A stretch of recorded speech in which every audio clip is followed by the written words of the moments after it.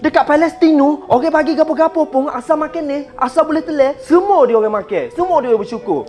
Allah bagi kita kehidupan yang sangat molek duduk sini. Apa kita tak boleh bersyukur? Jadi saya uri kepuk ni, goreng siap-siap. Sos campur cheese, air kopi. Ni kepuk ni. Umi masak sama ah. Kepuk biasa pun. Tapi ni kepuk baru dari Lubnan. Sama lu benar dengan sini kepuk sama je. Tak ada beza pun. Sedap tengok Rasalah dulu. Ni. Khalid. Jangan ambil. Saya saudara awak lah. Walaupun kita tak pernah jumpa, tapi kita saudara.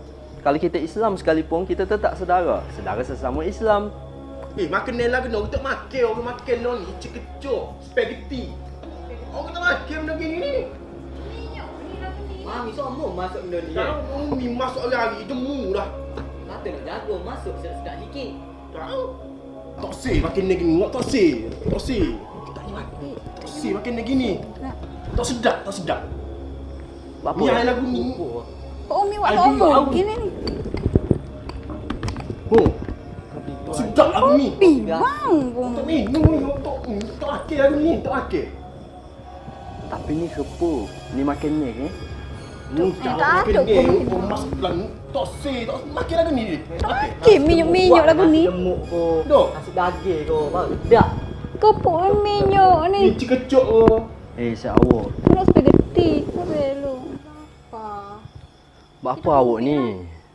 Memang betul lah apa Umi awak oyak. Awak ni memang tak bersyukur lah. Bukan setakat kepuk saja. Umi awak oyak, mi, bihun, nasi lemak, semua hak Umi masak, semua awak tak bersyukur. Buat apa awak jadi gini? Dia masak lo ni. Umi masak tolong mi. Gotu lagi go ni. Sama ya gari. Tapi Kopi ke apa? tu semua makan ni ke? Kalau nak diibaratkan dengan saudara kita dekat Palestin sana tu. Sesama Islam kita tu. Tak ada makan ni pun nak makan. Ada hak boleh makan roti. Ada hak boleh makan rupuk pun dia bersyukur dah. Awak boleh makan kepuk malam-malam lagu ni pun awak tak bersyukur ke?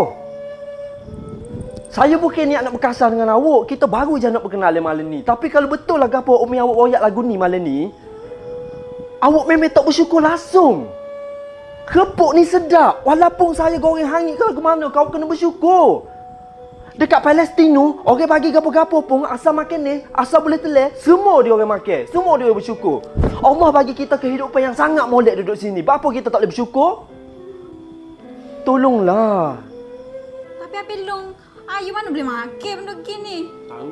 Hari tu Umi belebel ni. Dia pula belebel. Okey, sorry.